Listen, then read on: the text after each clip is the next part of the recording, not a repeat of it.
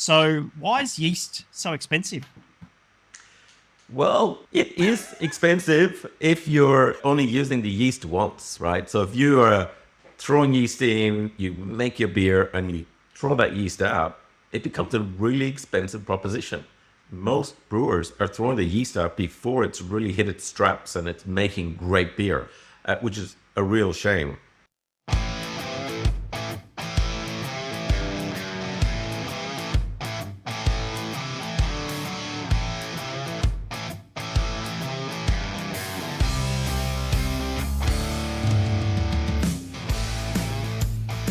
G'day brewers, welcome to the Quality Focus Pro Brewers podcast. My name is Hendo, I'm from the Rockstar Brewer Academy, and today we are going to be having a chat with our first guest on this podcast, which I'm very excited about. Today we've got Derek Lacey from Bluestone Yeast. How you going, mate? Well, how are you? I'm doing pretty good, mate, pretty good. Why don't you give us the quick 30-second rundown on what Bluestone Yeast is and how long you've been around and what you do. Cool. Well, first, thanks for inviting me on. I didn't realize it was going to be the first guest, but really appreciate that. So yeah, Bluestone Yeast, as the name suggests, we make yeast. We make liquid yeast here in Melbourne, and we've been around for about 5 years now. So started off in an innovation center and basically been growing by word of mouth. And yeah, so we've just moved to a new facility, so bigger and better things. And yeah, we provide liquid yeast to local brewers and to the homebrew market.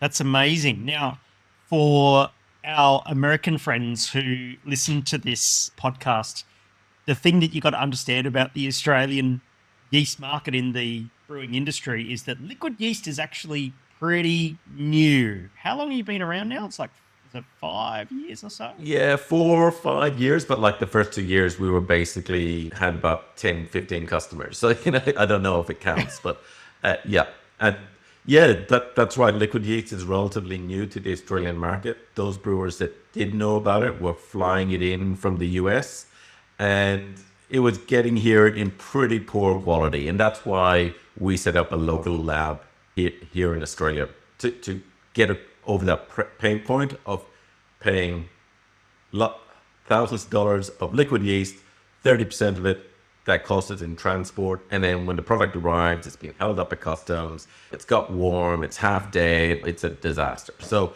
we're solving that pain point for our customers.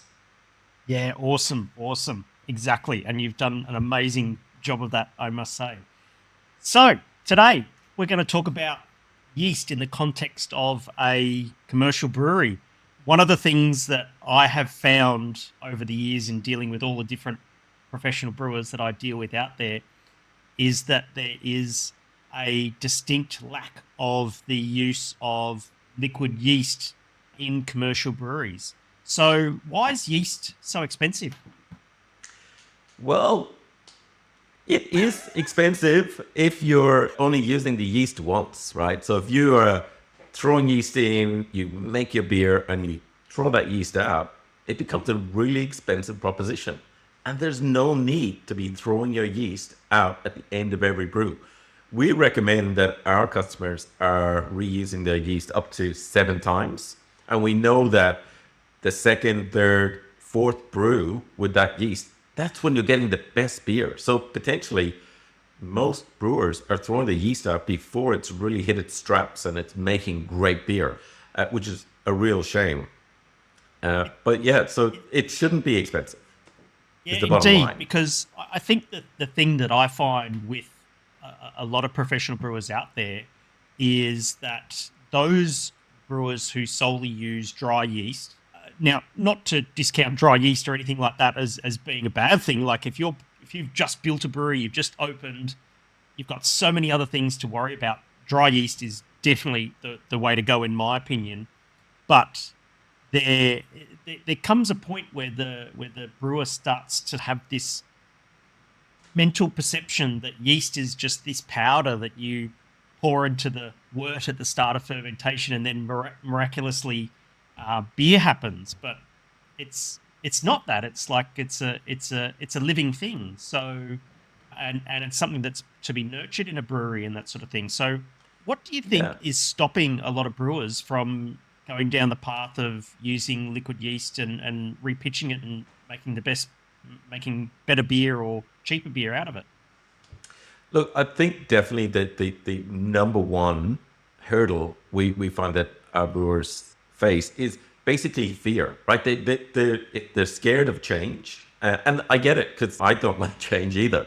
It's the fear of, okay, if they reuse their yeast, they're going to have a bad batch of beer and that keeps them awake at night. And yeah, having a bad batch of beer would keep me awake. But now if you sorry if you are worried about infection and having a bad batch of beer, you got to maybe take a step back and look at, okay, why are you worried? What's your cleaning regime like? What's your CIP doing? And maybe they should contact you about their cleaning processes before they look to reuse their yeast. Now, if they've solved that problem, they're really confident in their robust cleaning. They're confident with the beer that's coming out. It's fresh, it's vibrant, there's no off flavors. Then really they should be looking at repitching their yeast. They should be able to repitch their yeast safely, and that takes away a lot of that fear that they have. The next problem is, well, okay, how do I practically repitch my yeast? Like, how do I do it? Like, they're doing sales, they're doing ordering, they're doing invoicing, they're doing Brewing a thousand different cleaning things. Yeah. yeah. And then okay, you throw reusing their yeast in on top of that. That's another challenge. It's another problem they have to solve. So that's another way that they should be contacting Rockstar Brewers to figure out how to Don't promote repitch me. their That's yeast. not what this is about. No, but no, not at all. It's true. But They have issues that they're trying to solve, and it can seem like a major problem that they can tackle. Now we developed a really simple I call it product for barnacles that. on the boat, Yeah, absolutely. which is basically you get the if I hear so often a lot of brewers when you suggest a new way to do something in the brewery, they're very hesitant and they're very resistant to change because they say, oh, but that's the way we've always done it, right? Yeah. And I call that the barnacles on the boat, because if you have a boat sitting in port for a long period of time, the barnacles are going to start to grow. And then when you start to sail that boat, the barnacles are actually dragging and holding the boat from going as fast as it possibly could. Yeah, that's a great analogy. You look at something like using dried yeast. They've always used dried yeast. They open a packet, they throw it in. That's how we've done it. And that's a really good example of a barnacle on a boat, in the sense that dried yeast kicks off slower. It slows down your fermentation time. So your tank residency time is actually longer with dried yeast compared to liquid yeast, and also compared to when you repitch your yeast. So it's slowing down the capacity of your brewery by using dried yeast. So that's great analogy.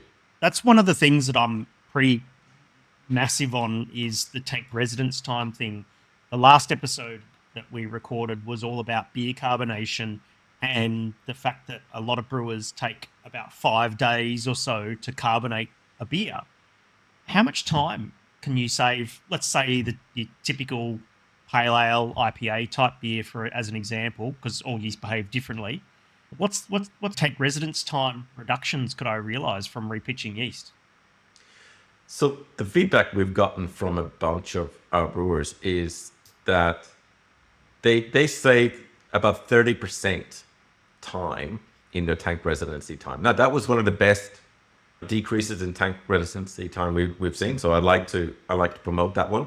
But you should be able to expect between a 10 and 30% decrease in tank residency time.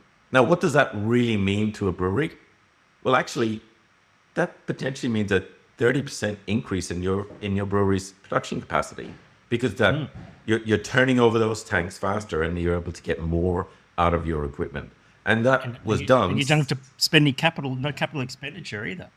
Yeah, absolutely. And that was done by a brewery who was using liquid yeast that they were flying in from the States. They switched over to us, and then they got a 30% decrease in tank residency time, which is blew me away, because really a like for like product. So I wouldn't have expected such a big increase or such a big decrease. But then our yeast is super fresh. So it was coming out of our propagator. We hold it for at least a week to pass QC, and then we ship it to the brewery. So it's at peak performance. So when it hits their tank, it's fermenting quicker, it's cleaning up the diacetyl quicker, and the beer is finishing off faster and better, and it's tasting great. Yeah, awesome. And so you sort of like mentioned like the practical aspect of it. A lot of professional brewers don't know where to start with regards to repitching yeast. What if you could give your top 3 places that you could start if you were going from I pitch dry yeast and I throw it out every time to I'm doing even something like a moderate level of going down that path of repitching yeast and doing say 3 cycles. What would be the top sort of 3 things you would need to do in your brewery just to start? First off, you need to have a good sensory program, which I think most breweries will have. And that's important because that's your number one way of checking the yeast, I guess, performance, in the sense that you taste the beer. If it's not hitting all your sensory marks, then maybe you shouldn't be reusing that yeast because something's happened in your process that's possibly affected that yeast. Now, if 99 times out of 100, your yeast is, your beer is tasting great. So, okay, the beer is tasting great. Now I can move some of it across to the next fermenter. And you want to be moving it across depending on the strain. So something like our San Diego, which is like a US-05 or Cal Ale strain. Yep. You want to be moving that yeast. You want to be using that across, moving that across at about, day 6. No, you don't move all the yeast across. You want to leave some yeast in the tank to finish up doing what it's doing. But usually that beer makes 3 times as much yeast as it needs for the next beer. So you can move over a portion of that yeast into your next tank, start your next brew. Oh, so you're saying that I don't have to wait for fermentation to complete before I repitch that yeast into another cone? Yeah. And actually, that's tell me when we more get about that. That's interesting because I've never really done that before. Because the way that I've done it in the past is waiting for fermentation to complete, putting the beer on chill or down to 0 degrees or 32 Fahrenheit, and then letting the yeast settle out somewhat, taking the trub and the lazy yeast out, and repitching that. What's the? Tell me more about this repitching mid-ferment. So you can do that. Definitely, that's still a good way of doing it, and it works. That way, it works really well for breweries who are lining up their brews, so that they're going to brew, at the end of that ferment, they're going to brew the next. And you want to do that, but one of the reasons why you want to capture that yeast a little bit earlier, so when it's up at that 80% finished or so, is the yeast is at its best performance right there, right? It's super healthy. It hasn't been stressed by, looking around for food. It's going well.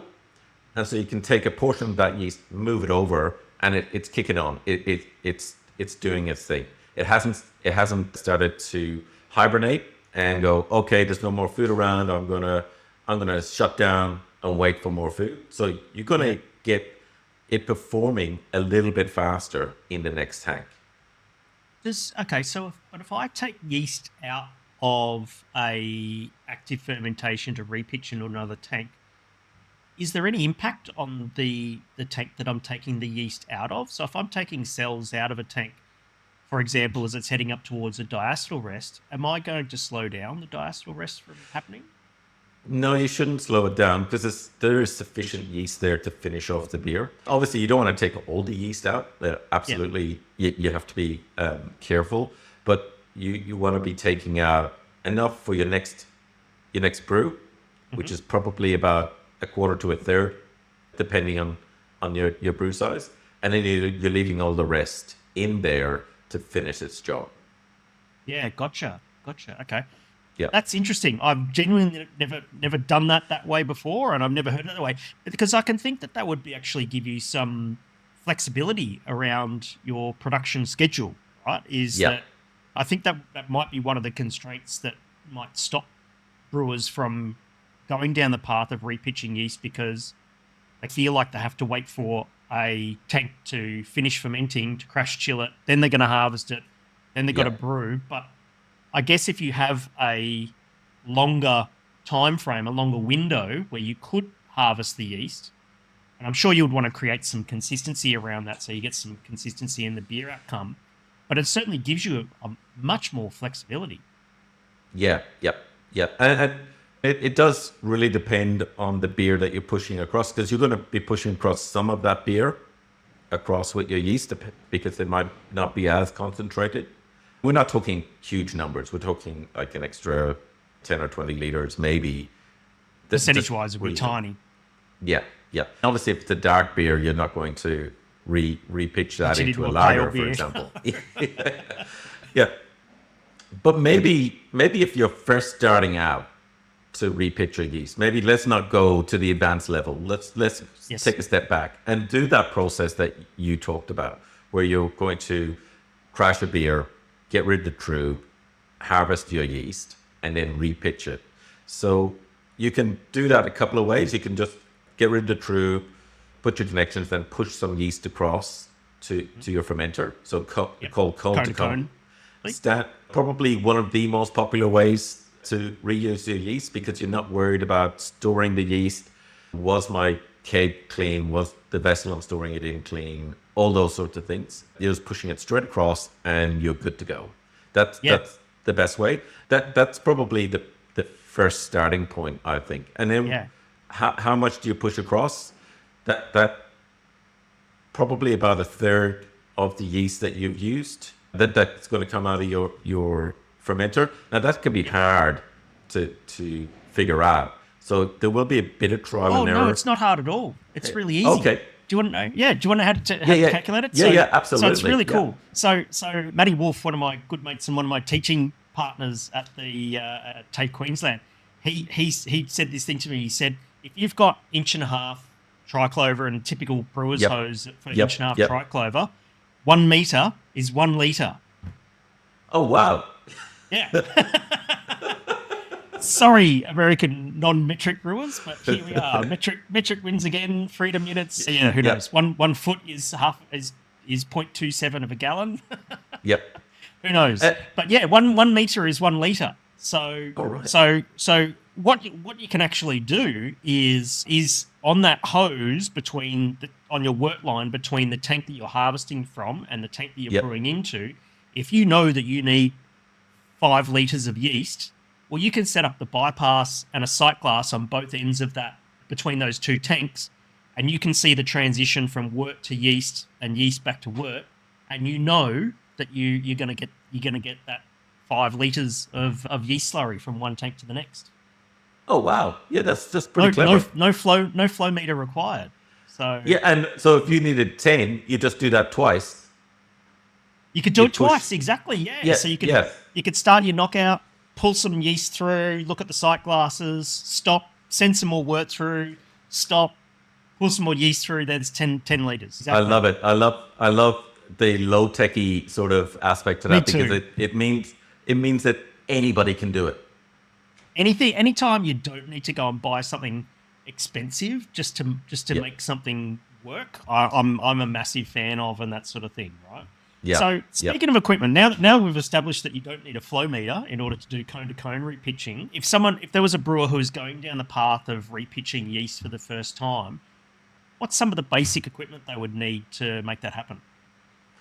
Well, it sounds like they need a couple of sight glasses and a 5 meter length of hose. 5 meter hose. Well, depends on how much you want to pitch, but every beer is different. But well, actually, you don't need any equipment to just start out, right? Just like you said, you could just push some across. You need sensory, which I'd say every brewery is doing now. That anybody is pushing beer out there without checking their beer, and then just pushing some across. So that would be it. Like good CIP, push some across and have a go would be what I say. If some brewers want to know a little bit more, they want to look at things, you can use a microscope and do some cell counting. Yep. But it's not essential. you you basically it can give you confidence.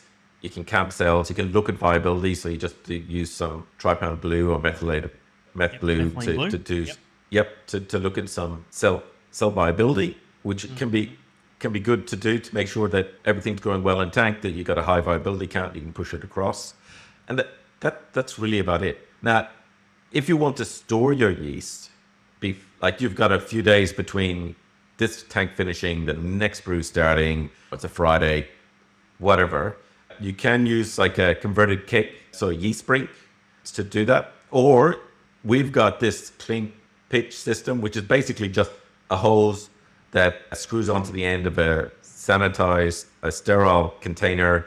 You fill it up, you cap it, you put it in the cold room, and you can just pitch the next day or Pour it in the tank. Pour it in the top, just like you would pour in dried yeast, you'd pour in liquid.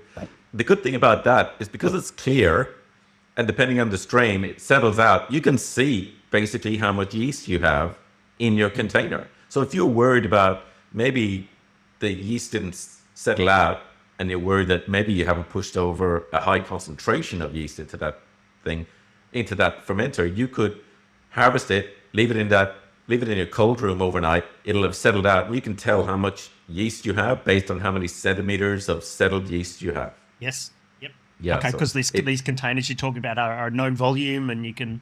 They're known volume. They're see-through, and you can see the yeast settle out. So we have a little guide to show how many centimeters equals how much yeast you have, roughly.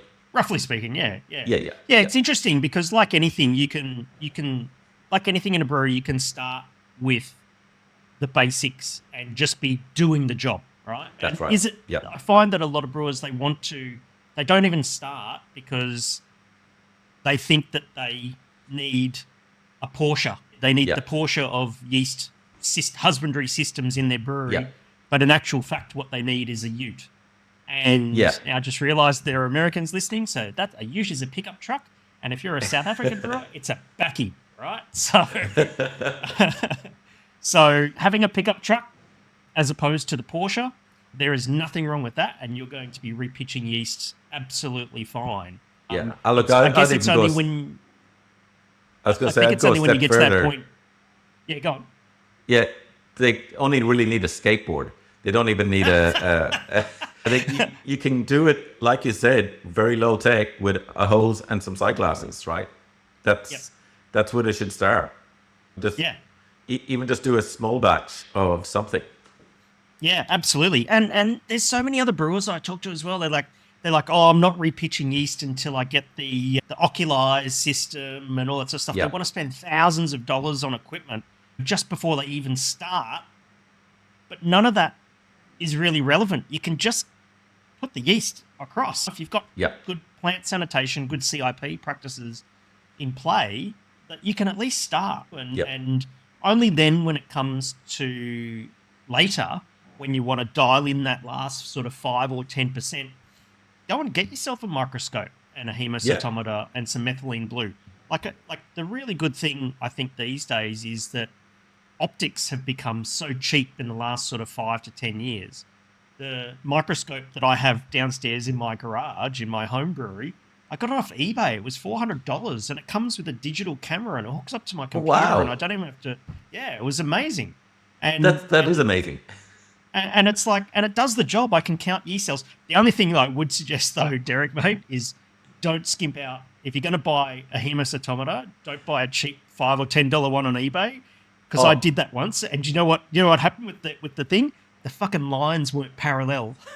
Yeah. So look, when I was first starting out and I was just researching this, I grabbed a couple of cheap hemocytometers on eBay or Alibaba or one of those, and I put it under a microscope, and I went, "What the hell is this?" It's like double lines, triple lines. They weren't even parallel. It's like, all right, no.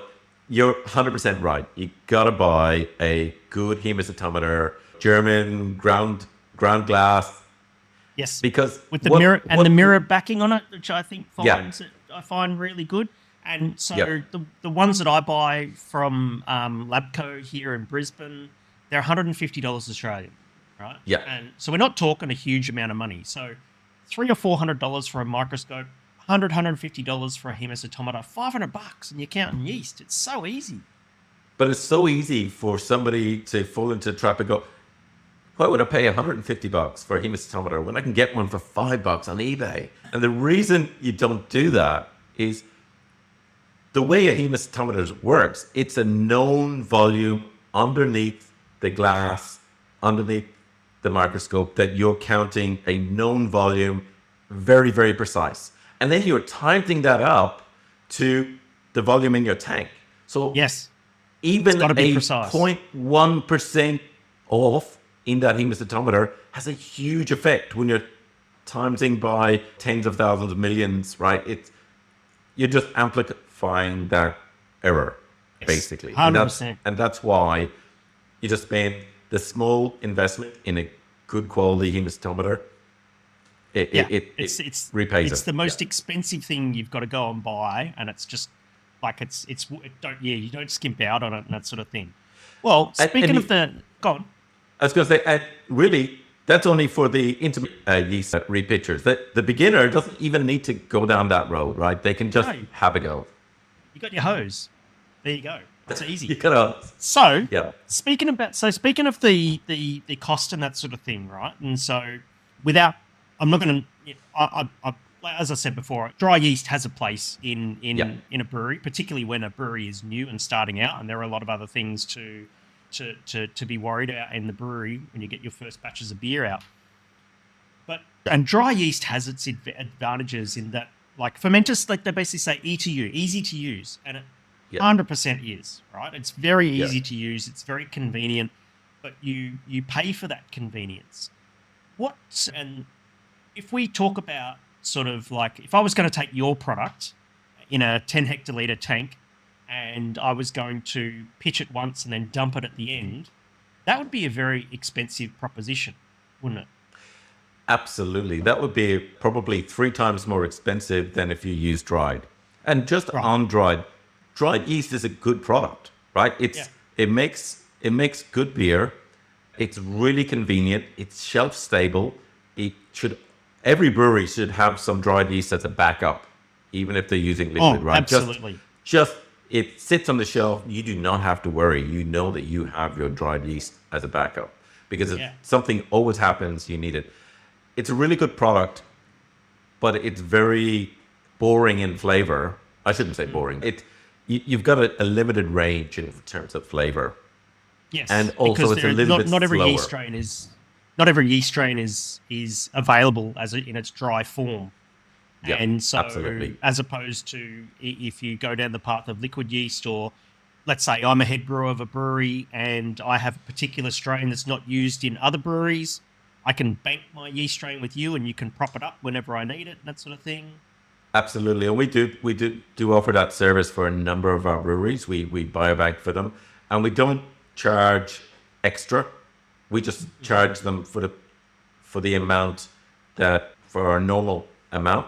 So our normal price for our normal strains, but they do have to buy a minimum amount so that we don't lose money on the batch. They have to make a I think it's a 10 liter purchase for that brew. Yeah, so we offer that service, but also too we offer a lot of strains that other breweries can't access in the dried format, and so they get better flavor just by using our normal SKUs. And we're astounded basically of how many of our customers win awards with our yeast. They win.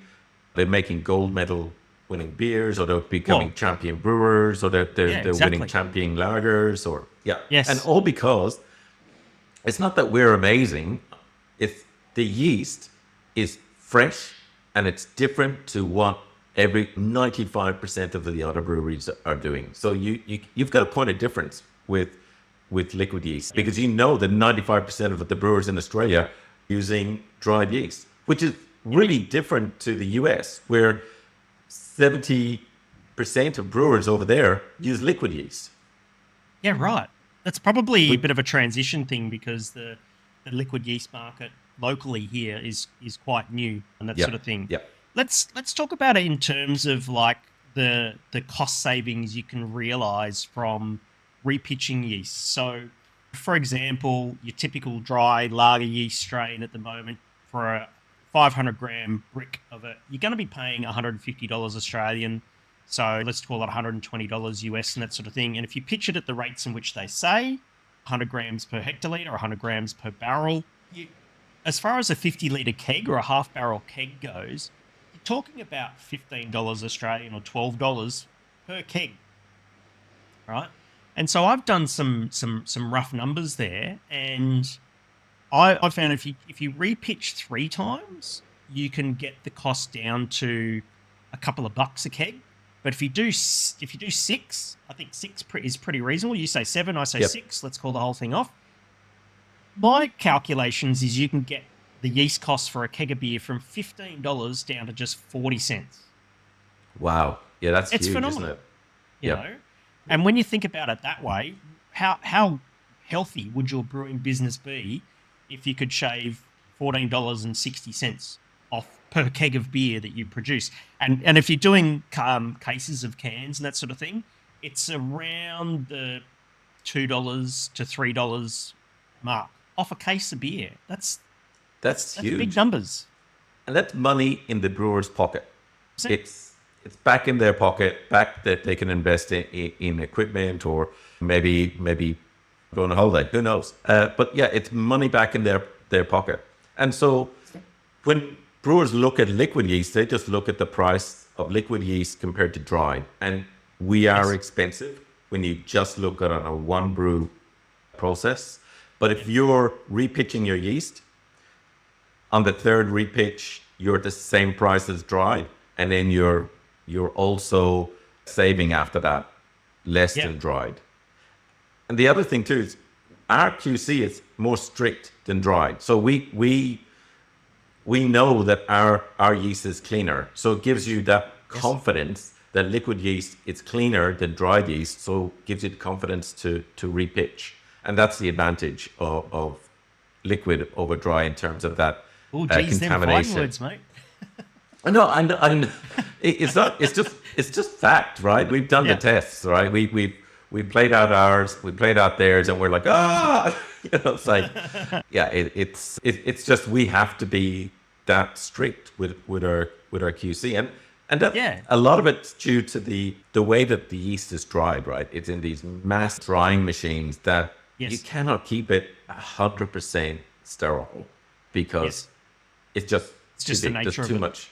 Just the nature. It's still dried yeast is still a good product, and it's good for one brew or two, but then that's it, right? So that's why. Is that why they say you can't repitch dry yeast?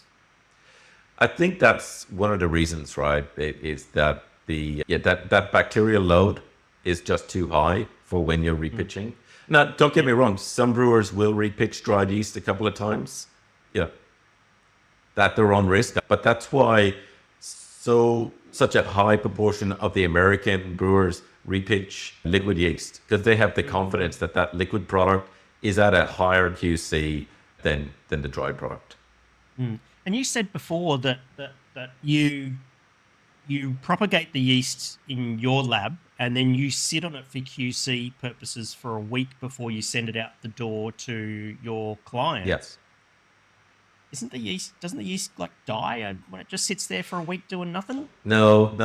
One of the differences with a yeast propagator and a brewery is we're growing the yeast in the best environment for yeast to grow. So it doesn't see alcohol. It's got plenty of oxygen. It's got all the nutrients, and it doesn't have hydrostatic pressure either. In that it's not sitting at the bottom of the cone for a heap of time. We harvest it and we look after it. So our yeast, we know, is still viable after 3 months.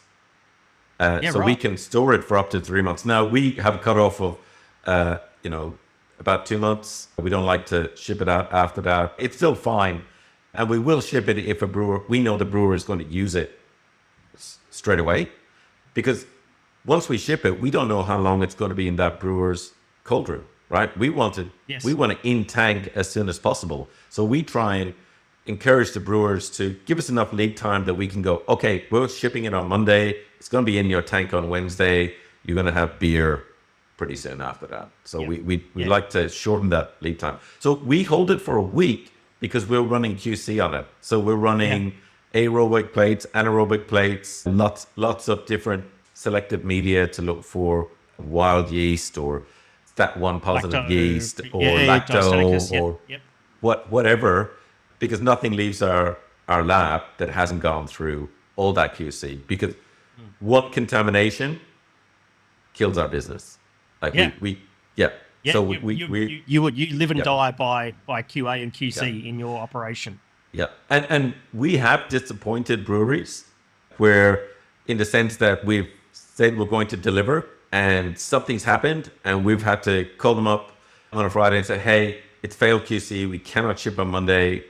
Really sorry. We have alternatives, but that's right. And that's heartbreaking for me. And it doesn't happen often, but to say that it doesn't happen would be a lie. It does happen sometimes. Absolutely. Yeah. Well, I always say that good brewers put bad beer down the drain, and I would say a good yeast lab puts bad yeast down the drain. Yeah, absolutely. Probably 100%. Way more important. Yeah. Because that impacts their entire operation. Because if we send them bad yeast and then they have to dump beer, then they're not going to be viable. They're not going to be a customer of ours, one, for long, or two, at all. We need our customers to come back to us all the time. So I remember when I first started, I would lose sleep after every shipment, even though it's past everything, it's past QC. And then a month later, a brewer would call me up and I'm like having heart palpitations. And they go, oh, that was great. Can you send me another 12 liters of yeast next week? And I'm like, yeah, I can do that. So. But your approach to propagating yeast is how all the good brewers of the world approach making beer. Is like they make it, they send it out into the world, and they feel really dirty about it in their heads, going, "Oh, I could have done this better," but then realize that things are not so bad at the end of the day. You've got a little bit more weight on your shoulders though, because you're making 12 liters of something which is going to go into however many liters of wort and therefore beer multiple times. That's huge, man. Yeah, and actually, I think sometimes the brewers forget. They think of repitching yeast in a linear fashion, right? That one tank to one tank to one tank. Yes. When they can go one tank to 3 tanks. Yes. Or one tank to 2 tanks to 6 tanks. To 6. Yep. And that's only. And that's only 2 generations, right? They've got another like 5 to go, right? So the cost savings are huge, potentially huge for them, depending on how they reuse their yeast. Yeah. So if I was going to go down that path, because admittedly, one of the things that I say to the members of the Rockstar Brewer Academy community is do 3 cycles. I call it cycles, not generations. Yes. I take the Charlie Bamforth methodology there. That's what he says. And, totally agree. I don't like using the term generation, even though generations. It's cycles. Good, right? I'm going to buy you a beer next time I see you. And so 3 cycles. You can safely do 3 cycles, and as you said, split them. So you get two tanks out of one, or 3 tanks out of one source tank. And what I usually say is beyond 3 cycles, then you'd want to consider putting in some equipment to be able to do some lab work, your own sort of QA, QC. Yeah. Would you agree with that, or do you think you could take that further without having a full-blown micro lab in your brewery? Yeah, look, I think you can take it further, and I know a lot of my customers do. It all comes back to the confidence in your cleaning, right? It all comes back to cleaning, right? Of course. And how good you are with your sanitation. And again, that sensory program that you taste that beer, especially when you're getting up to that 3 or 4 cycles, where, okay, really interrogate that beer. Is there any off flavor? Is that slight off flavor because you changed your hopping regime, or because you used a different malt? Or is it because maybe there's something in that fermentation? And I'm not saying that beer should be dumped. I'm just saying that not every beer... It's the traffic light thing. It's basically green light, yellow light, red light. Green light means, yep, let's sell it. Yellow light means we could have done better, but we'll sell it. and red Yep. light means don't sell it. That's right. Yeah. So Simple as so that. it's that same. So green light is yes, I can repitch it. Yellow light is yeah, the beer's okay to go out to market, but maybe I won't repitch the yeast. Yep. Right. And then that red light, well, yeah, We'll just discard it and end Yeah. of that cycle, basically. Yeah. So Yeah. yeah, awesome, mate. There's some really interesting stuff there, and I hope. And if you were just going to give your say top 3 tips on how to get started in 30 seconds, give me your top 3 tips on how a pro brewer can repitch yeast in their brewery. Buy side glasses and a hose and push it across. That's it. That's all you need to do. Oh, and start with liquid yeast. Use the liquid yeast because you know that it is super clean, and just do a pale ale, push it across, and see how it tastes. Mate, Derek Lacey from Bluestone Yeast. Thanks heaps for the chat today. And Thank you, how can people get in touch with you? Look, go to our website, sign up, or email me at derek@bluestoneyeast.com.au, or you can call me on my phone number 0401 219893. But I'm sure you're going to have a link to all of that in the show notes. I will have a link to that in the show notes. And if you're watching this on YouTube, it's going to be in the video description and that sort of thing. So thanks very much for listening. Guys, if you are listening, Derek is going to join the Quality Focused Pro Brewers Facebook group, which I'm going to send him an invite to. And so if you want to speak to him in the Facebook group, or if you want the link to the Facebook group, just head to qualityfocusedprobrewers.com. You will see the link to, and that will have the link through to the Facebook group and that sort of thing. It's a pro brewer only safe space. Sorry, home brewers, I love you, but it's for pro brewers only. Make sure you answer the membership questions before you come in there. Come and have a chat to Derek and join the conversation. Derek Lacey, thanks heaps, actually, mate.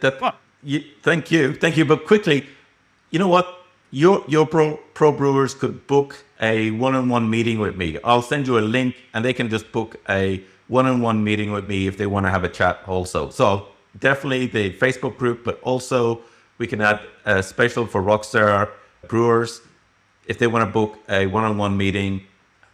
Awesome. Super happy to do that. Is that like a quick yeast assessment kind of session? Yeah. We can have a chat, a half-hour session, have a chat. If they have any questions, they just want to talk to somebody. Yep, I'm there. Fantastic. Derek Lacey, thanks heaps, mate, and have yourself a great day. Cheers. Thank you very much. Cheers.